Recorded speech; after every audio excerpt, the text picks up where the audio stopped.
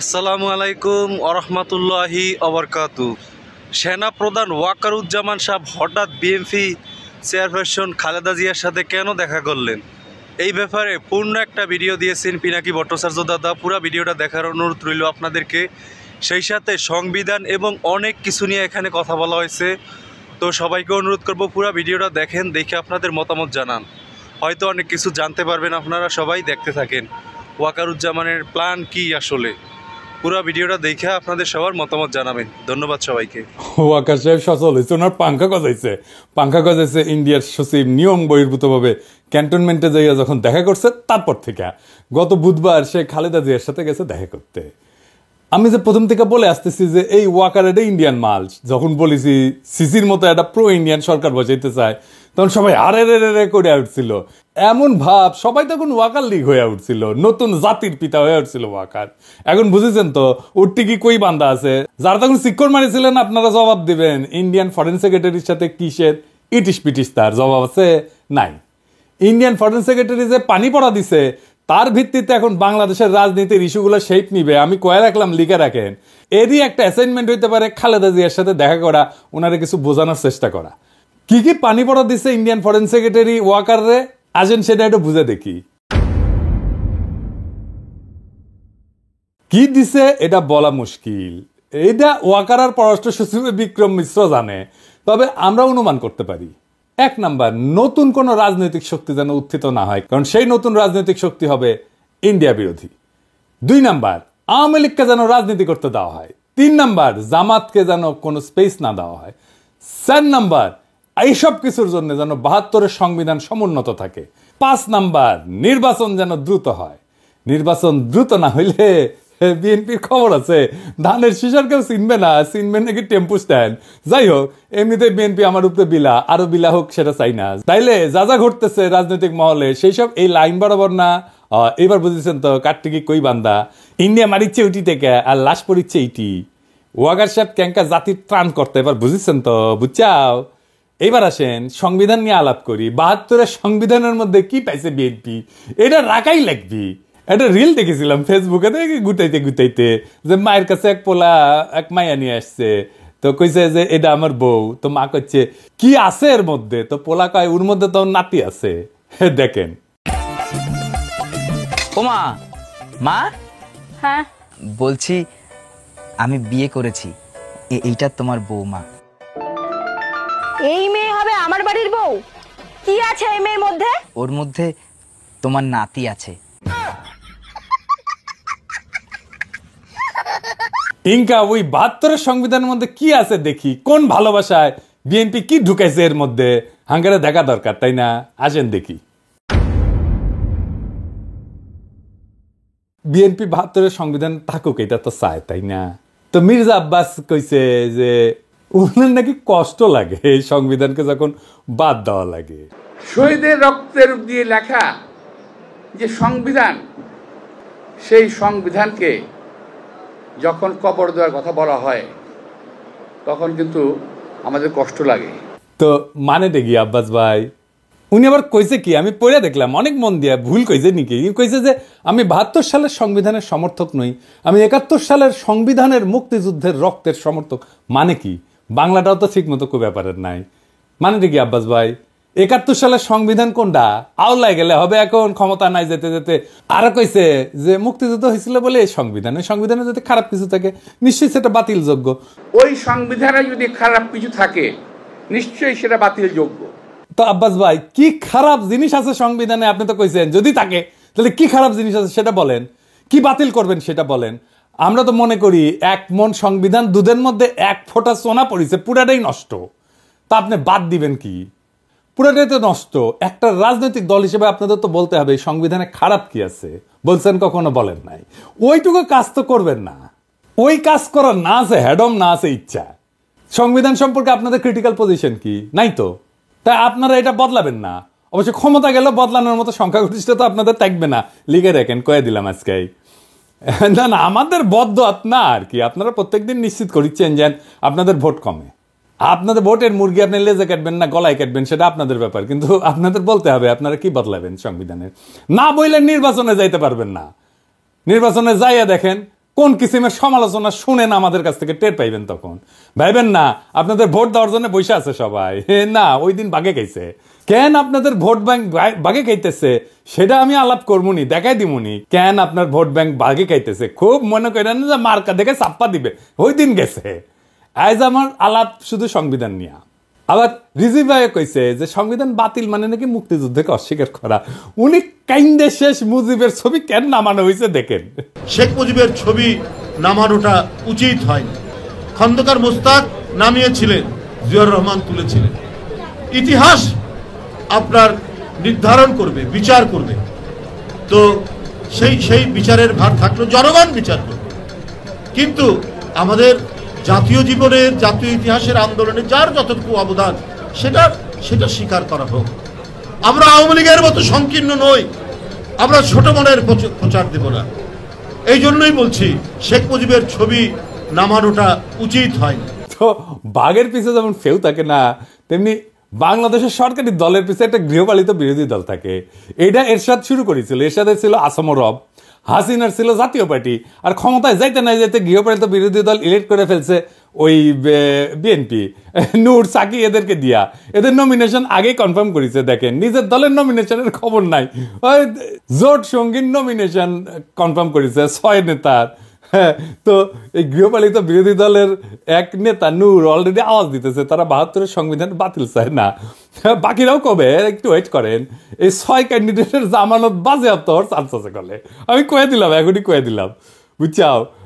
আর যদি বঞ্চিত ক্যান্ডিডেট, বিএনপির যদি বঞ্চিত ক্যান্ডিডেট থাকবি না ওটি, ও যদি নাগরিক কমিটি বা জামাত ক্যান্ডিডেট করে, তাহলে এই 6 জনের এমপি হওয়ার কায়েসের কলে চারা। যাই হোক, আজকে আমার আলাপ বাংলাদেশের ধ্বজভঙ্গ সংবিধান নিয়ে। ওই আলাপ পরে আসলে বিএনপি সংবিধান ঠিক মতো পড়িছে আমার সন্দেহ আছে। আসেন না দেখি কি সংবিধানের মধ্যে কি আছে, কি ঢুকে রাখিছে।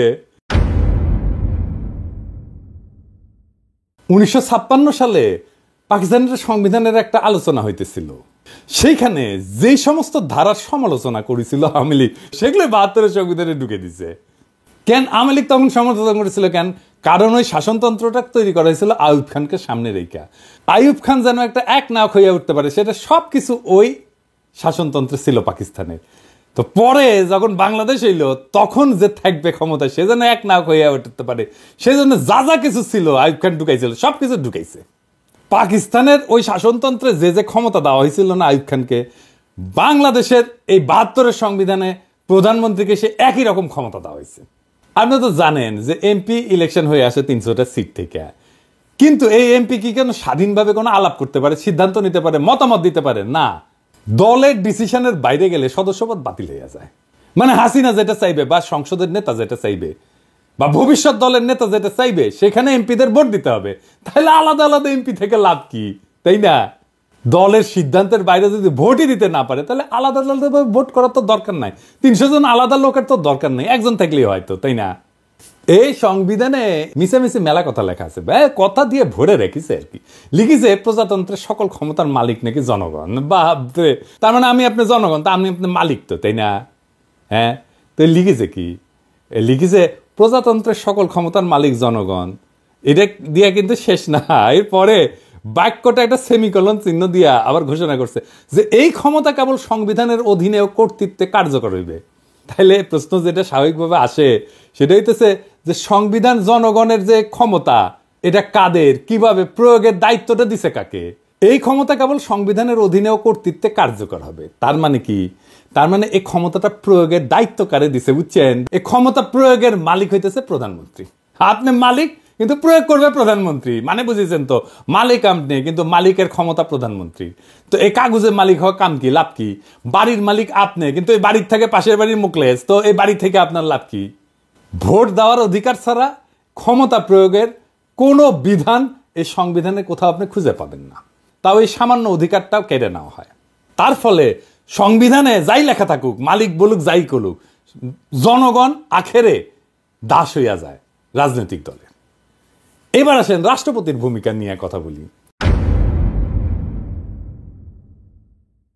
সংবিধানে যে রাষ্ট্রপতি বিষয়ক অনুচ্ছেদ আছে না, ওইখানে বলা আছে যে কেবল প্রধানমন্ত্রী নিয়োগের ক্ষেত্র ব্যতীত রাষ্ট্রপতি অন্য সকল দায়িত্ব পালনে প্রধানমন্ত্রীর পরামর্শ অনুযায়ী কার্য করিবেন। তবে শর্ত থাকে যে প্রধানমন্ত্রী রাষ্ট্রপতিকে আদৌ কোনো পরামর্শ দান করিয়াছেন কিনা এবং করিয়া থাকলে কি পরামর্শ দান করিয়াছেন কোনো আদালত সেই সম্পর্কে কোনো প্রশ্নের তদন্ত করিতে পারিবে না। অর্থাৎ সংবিধান রাষ্ট্রপতিকে যে সব ক্ষমতা দিছে বলে মনে করা হইতেছে তার কোনোটাই আসলে তার নাই, বুয়া। সবই প্রধানমন্ত্রী পরামর্শ অনুযায়ী প্রয়োগ করতে বাধ্য। তা প্রধানমন্ত্রী পরামর্শ ছাড়া যদি প্রয়োগ করতে না পারে তাহলে রাষ্ট্রপতি থেকে লাভ কি কর বলেন তো? বিচারপতি, নির্বাচন কমিশনের নিয়োগ, সকল সাংবিধানিক পদে নিয়োগ দান, দণ্ডপ্রাপ্ত আসামির দণ্ড মওকুফ, কোনো কিছুই প্রধানমন্ত্রী পরামর্শ ব্যতীত করার ক্ষমতা সংবিধান রাষ্ট্রপতিকে দেয়নি। আবার সংবিধান পড়লে মনে হইতে পারে যে রাষ্ট্রপতি প্রতিরক্ষা বাহিনীর সর্বাধিনায়ক, সে বিচারপতি নিয়োগ করে, অ্যাটর্নি জেনারেল নিয়োগ করে, নির্বাচন কমিশন মহা হিসাব নিরীক্ষক নিয়োগ করে। কিন্তু আগের অনুচ্ছেদটা যদি দেখেন না তাইলে এই সমস্ত ক্ষমতা আসলে দেখা যাচ্ছে যে দৃশ্যত রাষ্ট্রপতির, কিন্তু প্রকৃতপক্ষে এটা প্রধানমন্ত্রীর আন্ডারে। রাষ্ট্রপতি প্রধানমন্ত্রীর আন্ডারে চাকরি করা এক ভালচুন, যার নিজের কোনো ক্ষমতা নাই, চাঁদের মতো আর কি, নিজের কোনো আলো নাই। প্রধানমন্ত্রী সূর্যের আলোতে সে আলোকিত। তো সংবিধান অনুসারে বলছে যে রাষ্ট্রপতির আছে প্রধানমন্ত্রী নিয়োগের ক্ষমতা, কিন্তু এবার বলাও আছে যে সংসদের সংখ্যাগরিষ্ঠ সদস্যের আস্থাভাজন বলে রাষ্ট্রপতির নিয়োগ প্রতীয়মান হইতে হবে। তার মানে রাষ্ট্রপতি তাকেই প্রধানমন্ত্রী নিয়োগ করবে যে সংসদের সংখ্যাগরিষ্ঠ। তার মানে তার রাষ্ট্রপতির তো আসলে কোনো ক্ষমতা নাই। প্রকৃত অর্থে প্রধানমন্ত্রী নিয়োগের ক্ষমতাও তার না, এটা হলো সংখ্যাগরিষ্ঠ সংসদ সদস্যের ক্ষমতা। তারপরে প্রধানমন্ত্রী তো প্রজাতন্ত্রের নির্বাহী ক্ষমতার অধিকারী করছেই, মন্ত্রী নিয়োগ করা, বরখাস্তের এখতিয়ার সংবিধানে প্রধানমন্ত্রীকে দিছে। বাংলাদেশের সংবিধানে প্রধানমন্ত্রীকে যে ক্ষমতা দেওয়া হয়েছে প্রাচীনকালের সম্রাটদেরও এই ক্ষমতা ছিল না। আচ্ছা, এবার আসেন, পৃথিবীর সব দেশে ইমপিচ করা যায় রাষ্ট্রপ্রধানকে, তাই না? সংবিধান অনুসারে প্রধানমন্ত্রীকে কি ইমপিচ করা যায়? প্রধানমন্ত্রীর বিরুদ্ধে যদি কোনো অভিযোগ ওঠে তাহলে তদন্ত করবে কে? এটাও কি রাষ্ট্রপতিকে প্রধানমন্ত্রীর সাথে পরামর্শ করে করতে হবে? প্রধান বিচারপতির বিরুদ্ধে যদি কোনো অভিযোগ ওঠে তাহলে সেটা তদন্ত করার অধিকারী বা কে? কেমন করে করবে? প্রধানমন্ত্রী রাষ্ট্রীয় পররাষ্ট্র বিষয়ে রাষ্ট্রপতিকে অবহিত করবেন, ঠিক আছে, কিন্তু অবহিত হয়ে থাকা কি যথেষ্ট? যদি প্রধানমন্ত্রী কোনো রাষ্ট্রীয় কর্মকাণ্ড বা পররাষ্ট্র সম্পর্ক নির্ণয়, রাষ্ট্রীয় নিরাপত্তা, দেশের স্বাধীনতা, সার্বভৌমত্ব কিংবা বাংলাদেশের সংবিধানের সঙ্গে অসঙ্গতিপূর্ণ হয় তাহলে তার বিচারটা করবে কে? এই বিচারের সুযোগ আমাদের সংবিধানে নাই। এইভাবেই সংবিধান প্রধানমন্ত্রীর স্বেচ্ছাচারিতার সুযোগ করে দেওয়া হয়েছে। এই সংবিধানের মধ্যে লুকায় আছে ফ্যাসিবাদের বীজ, এই সংবিধানের মধ্যে লুকায় আছে স্বৈরাচারের বীজ। ওই যে বলছি না, এর মধ্যে কি আছে? এইটাই আছে, ওইটাই বিএনপির পছন্দ। ও বিএনপি ওই আর একটা স্বৈরাচার হয়ে উঠতে চায়। এই যে আভ্যন্তরীণ রাজনীতি, অর্থনীতি, আইন শৃঙ্খলা পরিস্থিতিতে বিশৃঙ্খলা, অরাজকতা, এমনকি দেশদ্রোহিতা করছে যে হাসিনা, এর জন্য হাসিনাকে দায়ী, দোষী সাব্যস্ত করা, বিচার করার সাংবিধানিক সুযোগ সংবিধানে নাই। বুঝছাও? বিশ্বের সবচেয়ে ক্ষমতাধর ব্যক্তিকে, মার্কিন প্রেসিডেন্ট তো, তাই না, তারই ইমপিচ করা যায়। আর আমাদের সংবিধান এমন যে প্রধানমন্ত্রীকে ইমপিচ করা তো দূরে থাক, সাংবিধানিকভাবে তার কাছে জবাবদিহিতা চাওয়ার এবং আদায় করার কোনো সুযোগ নাই, ব্যবস্থাও নাই। এই জন্যই এই সংবিধান, ৭২-এর সংবিধান এত পছন্দ বিএনপির। বুঝছাও? এইবার আসেন দেখি যে রাষ্ট্র তার ঘোষিত নীতির উল্টা নীতিও এই সংবিধানের বলে বাস্তবায়ন করতে পারে। কেমনে? আসেন দেখি। সংবিধানে রাষ্ট্র পরিচালনার মূলনীতি লেখা আছে। তো একটা মূলনীতির তো একটা অংশ রাজনৈতিক, আমরা জানি, এবং একটা অংশ অর্থনৈতিক। রাষ্ট্র যে রাজনৈতিক এবং অর্থনৈতিক লক্ষ্য নির্ধারণ করছে তার বাস্তবায়ন আদালতের এখতিয়ারের বাইরে রাখা হয়েছে। এই নিয়ে যদি কোনো প্রশ্ন নাও তোলা হয়, আর যদি রাষ্ট্র যদি তার ঘোষিত নীতির বিপরীতে কোনো নীতি বাস্তবায়ন করতে যায় তাহলে সেটা আদালতে যায় বন্ধ করা যাবে না। যেমন ধরেন, আমাদের রাষ্ট্রীয় মূলনীতিতে স্বাস্থ্যকে, চিকিৎসাকে একটা মৌলিক অধিকার হিসেবে বর্ণনা করা হয়েছে। এখন আপনি যদি চিকিৎসা না পান, চিকিৎসা দিতে যদি না পারে, আপনি কি আদালতে যে মামলা করে দিতে পারবেন রাষ্ট্রের বিরুদ্ধে, সরকারের বিরুদ্ধে? পারবেন না। তো তাইলে মৌলিক অধিকার থেকে লাভ কি?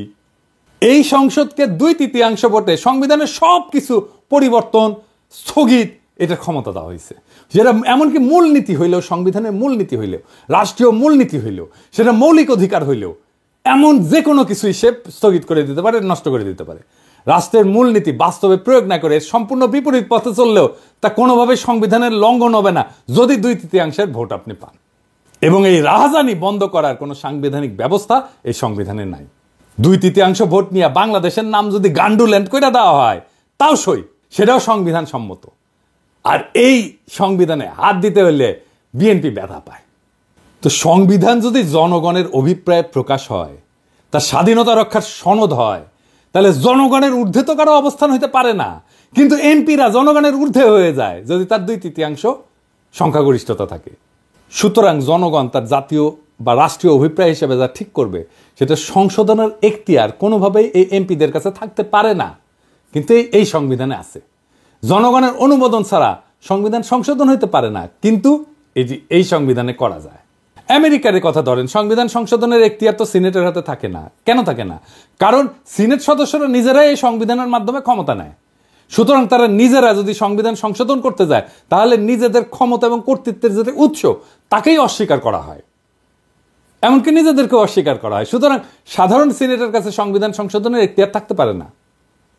সংবিধান সংশোধন করতে হলে আবশ্যিকভাবে নতুন করে জনগণের অনুমোদন নিতে হবে, গণভোট নিতে হবে। এই কারণেই সংবিধানের 4র্থ সংশোধনীর মাধ্যমে সংবিধানের চরিত্রের আমূল পরিবর্তন ঘটায় একদলীয় শাসন ব্যবস্থা বাকশাল কায়েম করছিল আওয়ামী লীগ। করতে পারছিল। জনগণের মতামতের তোয়াক্কা না করেই সেদিন সংবিধানের অপরিহার্য মৌলিক শর্ত এবং নৈতিকতার বৈশিষ্ট্য ধুলায় মিশায় দিছিল এই 72-এর সংবিধান, যেই 72-এর সংবিধান বিএনপির এত প্রিয়। এবার আসেন, আপনার আমার টাকা নিয়ে কি রাহাজানি করে এমপিরা এই সংসদে, সেটা দেখি। রাষ্ট্র কিভাবে কার কাছ থেকে কত টাকা আদায় করবে, কার জন্য কত টাকা খরচা করবে সেটা নির্ধারণের জন্য যে বিল আনা হয় তাকে অর্থ বিল বলা হয়। এই অর্থ বিল সম্পর্কে আদালতে প্রশ্ন উত্থাপন করা যাবে না। রাষ্ট্রের অর্থ যে কোনোভাবে খরচা করলে, আত্মসাৎ করলে, লুণ্ঠন করলেও জনগণের পক্ষ থেকে কোনো প্রশ্ন তোলার এতটুকু অবকাশ সেখানে নাই। আপনার বালিশ যদি 1 লাখ টাকায় কেনা হয় আর সেটা যদি অর্থ বিলে অন্তর্ভুক্ত থাকে, এটা নিয়ে দুদকও কিছু করতে পারবে না। এবার বুঝেছেন তো কেন একটাও দুর্নীতির মামলা করা যায় নাই হাসিনার দলের লোকেদের বিরুদ্ধে, হাসিনার বিরুদ্ধে? এই জন্যেই এই সংবিধান বল রাইখা হাসিনার দুর্নীতির বিচার করতেই পারবেন না। এই জন্যই চাইছিলাম এই সংবিধান ছুঁড়ে ফেলে দিতে, যেই সংবিধান বিএনপির এত প্রিয়। এই সংবিধানের 11 ভাগে একবারে শেষ দিকে একটা অনুচ্ছেদে বলা আছে, এই সংবিধানের বিধানাবলী সাপেক্ষে সকল প্রচলিত আইনের কার্যকারিতা অব্যাহত থাকিবে, তবে অনুরূপ আইন এই সংবিধানের অধীনে প্রণীত আইনের দ্বারা সংশোধিত বা রহিত হইতে পারিবে। এর মানে হইতেছে পাকিস্তান আমলে যে সমস্ত আইন বিধি বিধান জারি ছিল তা ছিল ব্রিটিশদের পরিত্যক্ত, তাই দুইবার স্বাধীনতার পরেও দাড়ি কমা সমেত বাংলাদেশে জারি করা হইল সেই সমস্ত আইন। সংবিধানে যেখানে মৌলিক অধিকারসমূহের বিবরণ দেওয়া হয়েছে সেই অধিকারসমূহে আইন অনুযায়ী বা আইনের বিধান সাপেক্ষে বা জনস্বার্থে প্রচলিত আইনের বিধিনিষেধ সাপেক্ষে ইত্যাদি শব্দ ব্যবহার করে পঙ্গু করে দেওয়া হয়েছে। একটা উদাহরণ দিই, ভাষার মারপ্যাচ দিয়া কেমনি আমাদের অধিকারের আছে। সংবিধানে বলা হয়েছে আইন অনুযায়ী ব্যতীত জীবন ও ব্যক্তি স্বাধীনতা হইতে কোনো ব্যক্তিকে বঞ্চিত করা যাইবে না। তার অর্থ দাঁড়ায় আইনের মাধ্যমে ছাড়া কোনো ব্যক্তিকে জীবন ও ব্যক্তি স্বাধীনতা হইতে বঞ্চিত করা যাবে না, অর্থাৎ আইন নির্ধারিত পদ্ধতিতে করা যাবে, তাই না? এই জন্যই পরবর্তী সময়ে যে বিচার বহির্ভূত হত্যা ক্রসফায়ার নামে যেটা কুখ্যাত, তার মতো বর্বর ব্যবস্থা সংবিধান সম্মত হইয়া গেছে। কারণ দেখানো যায় ক্রসফায়ারও আইনসম্মত। আপনি কি দেখেছেন এতগুলো ক্রসফায়ার হয়েছে, এর বিচার কেন হইল না? বুঝেছেন তো বিএনপি এসে এটার বেনিফিট নিবে। ক্রসফায়ার তো বিএনপি শুরু করেছিল 1898 সালে। ব্রিটিশ যে ফৌজদারি কার্যবিধি ছিল এর ধারা অনুযায়ী বিচারে যদি মৃত্যুদণ্ড বা যাবজ্জীবন কারাদণ্ড হইতে পারে এমন অভিযোগে অভিযুক্ত আসামিকে কিন্তু পুলিশ গুলি করে মেরে ফেলতে পারে। এমন একটা ঘটনা ঘটলে একটা প্রশাসনিক তদন্তে গুলি ছড়ার ঘটনাটাকে আত্মরক্ষামূলক বলে মনে করলেই হত্যাকাণ্ডটা আইনসম্মত হয়ে যায়। এইভাবে সমস্ত ক্রসফায়ার আইনসম্মত হয়ে গেছে। এই জন্য পুলিশ বা র্যাবের গুলিতে নিহত প্রত্যেককে সন্ত্রাসী খুনের মামলার আসামি হইতে হয়, বুঝছেন? এটা শাস্তি তো মৃত্যুদণ্ড। সেই জন্য এরা যদি মাইরা ফেলে তাইলে এইটা আইনসম্মত। এইবার আসেন বিএনপি নিজে কিভাবে নিজের সেটা দেখি। বিএনপি তো বলে যে আমাদের জাতিসত্তা বাংলাদেশি, তাই না? বিএনপি আর আওয়ামী লীগের মধ্যে তো তফাৎ হচ্ছে, আওয়ামী লীগ মনে করে আমাদের জাতিসত্তা বাঙালি আর বিএনপি মনে করে আমরা বাংলাদেশি। তো এই সংবিধানে কি লেখা আছে? লেখা আছে বাংলাদেশের নাগরিকগণ বাঙালি বলিয়া পরিচিত হইবেন। তো এই বাক্য দিয়া সংবিধানে বাঙালি ছাড়া অন্যান্য জাতির অস্তিত্বকে অস্বীকার করা হইল। তো এতগুলো জাতিসত্তা আছে, আমাদের ক্ষুদ্র নৃগোষ্ঠী আছে, কেউ তাহলে বাংলাদেশের নাগরিক না। রাষ্ট্র পরিচালনার অন্যতম মূলনীতি অংশে বলা আছে যে ভাষাগত এবং সংস্কৃতিগত একক সত্তা বিশিষ্ট যে বাঙালি জাতি ঐক্যবদ্ধ এবং সংকল্পবদ্ধ সংগ্রাম করিয়া জাতীয় মুক্তিযুদ্ধের মাধ্যমে বাংলাদেশের স্বাধীনতা ও সার্বভৌমত্ব অর্জন করিয়াছেন, সেই বাঙালি জাতির ঐক্য এবং সংহতি হবে বাঙালি জাতীয়তাবাদের ভিত্তি। এইটা বিএনপি রাখতে চায়, বুঝছাও? ওই পরেই নি আসলে সংবিধান। এর মধ্যে বাংলাদেশের সংখ্যালঘু জাতি সরকার প্রশ্নটাই অনুপস্থিত। শুধু অনুপস্থিত না, বরং বাঙালি অহমিকা এবং উগ্রতাকে সাংবিধানিকভাবে প্রতিষ্ঠিত করা হয়েছে এবং তাদের অস্তিত্বকে অস্বীকার করা হয়েছে এবং নাগরিক অধিকারটুকু হরণ করে নেওয়ার ব্যবস্থা করা হয়েছে, যারা ভাষায় বাঙালি না, এমনকি সংস্কৃতিগতভাবে বাঙালি না। সংবিধান অনুযায়ী তারা বাংলাদেশের নাগরিকই থাকে না। তাহলে বিএনপির বাংলাদেশে জাতীয়তাবাদ কই? এবার আসেন আর একটা বিষয়, ভারতকে হাসিনা যা দিছে সেটি কি আর কেন আমরা সেটা জানতে পারি না? হাসিনার গর্বভরে বলেছিল না যে ভারতকে যা দিছি তা তারা সারা জীবন মনে রাখবে। তো ইন্ডিয়ার সাথে কি কি চুক্তি হয়েছে জানেন না। এমনকি অন্তর্বর্তীকালীন সরকারও তা জানায় নাই। কেন জানায় নাই? কারণ রাষ্ট্রীয় কোনো চুক্তি হোক, তা জাতীয় আন্তর্জাতিক তা সম্পাদনের পূর্বে বা পরে জনগণের কোনো মতামত গ্রহণের জন্য কোনোভাবেই জনগণের কাছে বা তার প্রতিনিধির কাছে উপস্থাপনের কোনো ব্যবস্থা রাখেনি। মানে এটা সংসদে আলাপ না করেও চুক্তি করতে পারে। তার মানে এই ৭২-এর সংবিধান অনুযায়ী অন্য যে কোনো রাষ্ট্রের সাথে যে কোনো চুক্তি, ট্রানজিট হোক, করিডোর হোক, যা কিছু হোক, বন্দর দিয়ে দেওয়া হোক, চুক্তির আগে বা পরে দেশবাসীর সঙ্গে আলোচনার সাংবিধানিক কোনো বাধ্যবাধকতা নেই। সমস্ত আন্তর্জাতিক চুক্তি সম্পাদিত হয় জনগণকে অন্ধকারে রেখে। এমনকি সংসদেও সেই চুক্তি নিয়ে আলোচনার কোনো বাধ্যবাধকতা সরকারের নাই। আবার দেখেন, যে নির্বাচনী এলাকা থেকে সংসদ সদস্যরা নির্বাচিত হয়, সেই নির্বাচকরা যদি সেই এলাকার লোকেরা মনে করে যে তাকে আর তার প্রতিনিধি রাখবে না, তাহলে ওই জনগণের হাত পা বাঁধা, কিছুই করার নাই। মানে টার্ম শেষ হওয়ার আগে পর্যন্ত কিছু করতে পারে না। অর্থাৎ প্রতিনিধি প্রত্যাহার করার কোনো সুযোগ সংবিধানে নাই। সারা দুনিয়ায় সভ্য দেশে এই সুযোগ আছে। এলাকার লোকেরা তার এমপিকে রিকল করতে পারে, মানে প্রত্যাহার করে নিতে পারে, এমনকি তার টার্ম শেষ হওয়ার আগেই। আর বাংলাদেশে একবার নির্বাচিত হলে কেল্লাফতে। দুনিয়ার সব দেশ এমপিকে রিকল করতে পারে, তার এলাকার লোকেরা, বাংলাদেশে পারে না। সংবিধান আসলে রচনা হয় কিভাবে? সেভাবে কি আমাদের সংবিধান রচনা হয়েছে? সংবিধান তৈরি করে গণপরিষদ। শুধু সংবিধান তৈরি তাদের কাজ। জনগণ ভোট দিয়া গণপরিষদ তৈরি করে, তারা সংবিধান তৈরি করে চলে যায়। সেই সংবিধানের অধীনে নির্বাচন হয়, নতুন সংসদ তৈরি হয়। কেন এই নিয়ম? কারণ আমি যে আইনে চলবো সেই আইন তো আমি নিজে তৈরি করতে পারি না। তাইলে তো আমার সুবিধা মতো আমি আইন বানাবো, তাই না? আমাদের সংবিধান তৈরি হয়েছে এমপিদের দিয়া। তারাই সংবিধান বানাইছে। তাদের সংবিধান বানানোর জন্য নির্বাচন করা হয়নি, কিন্তু তাদের এই সংবিধান বানানোর ম্যান্ডেটই ছিল না। তারা সংবিধান বানানোর পরে নিজেরাই কন্টিনিউ করছে এমপি হিসাবে, মানে নিজে যে আইন বানাইছে সেই আইন অনুযায়ী সে চলছে। মৌলানা ভাসানী কিন্তু বলছিল যে এই সংবিধানের খসড়া জনগণের কাছে প্রকাশ করার আগে সেটা দিল্লি পাঠানো হয়েছে। ৭২ সালে জুন মাসে নাকি, তখন আইনমন্ত্রী ছিল কামাল হোসেন, সে সংবিধানের খসড়া বগল দাবা করিয়া বিলাতে যাওয়ার নাম করে দিল্লিতে নাকি গেছিল।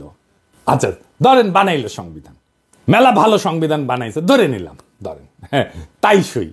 তো ৭৩ সালের ২২শে সেপ্টেম্বর তারিখে ৯ মাস গেছে মাত্র। তারপরে সংবিধানের ৩৩ নম্বর অনুচ্ছেদ সংশোধনীর জন্য দ্বিতীয় সংশোধনী বিল পাশ হইল এবং জরুরি আইন সংবিধানে সংযোজিত হইল। এটাও কিন্তু ভারতীয় সংবিধানের ২২ নম্বর অনুচ্ছেদের কপি, বুঝছাও? ভারতীয় সংবিধানে আটকাদেশ মেয়াদ ৩ থেকে ৬ মাস, এনে বাংলাদেশের সংবিধানে আটকাদেশের মেয়াদ কিন্তু অনির্দিষ্টকাল পর্যন্ত, বুঝছাও? তো কি বালের সংবিধান বানাইছিলেন যে ১ বছর যা না যাইতে কাটাছেড়া করতে হয়? সেই সংবিধান বিএনপি প্রিয়। তাই সংবিধানে তাইলে কি মধু আছে? কি আছে সংবিধানের মধ্যে? এই সংবিধানে আছে ফ্যাসিবাদের বীজ, এই সংবিধানে আছে স্বৈরাচারের বীজ, এই সংবিধান ইন্ডিয়ার ব্রেন চাইল, এইটারই রক্ষা করতে চায় বিএনপি। ইন্ডিয়া আওয়ামী লীগের মারিছে আর বিএনপি মারবি, আর সানন্দে বিএনপি পাইতে দিচ্ছে। কি পাইতে দিচ্ছে জিজ্ঞেস করেন না, বাংলাদেশের জনগণ এটা মানবে না। এই সংবিধানের অধীনে নির্বাচন হবে না। প্রফেসর ইউনূসের সরকারের ম্যান্ডেট নাই, বিএনপি বলে তাইলে সংবিধান প্রণয়নের জন্য সংবিধান সভার নির্বাচন হোক। ম্যান্ডেট নিয়ে তারা জনগণের জন্য সংবিধান লিখুক, ওয়েট করেন আপনারা। নির্বাচন করতে চান, আসেন এই গণপরিষদের নির্বাচন করেন, সংবিধান লেখার নির্বাচন। সেটা তো করবেন না। দেশের মালিক আপনারাই না, আমরাও দেশের মালিক। শুধু রাজনৈতিক দলের কথা শুনি না দেশ চালাবে অন্তর্বর্তীকালীন সরকার, এটা কোথায় লেখা আছে? জুলাই বিপ্লবের টাইমে ছাত্র জনতা একটা স্লোগান দিছিল, দেশটা কারো বাপের না, মাথায় রেখেন, দেশটা রাজনৈতিক দলের কারো বাপের না, সবার মত নিয়ে দেশ চালাইতে হবে। এই সংবিধান ছুঁড়ে ফেলতে হবে, নতুন সংবিধান ছাড়া কোনো নির্বাচন হবে না। কেস ক্লোজ, ইনকিলাব জিন্দাবাদ।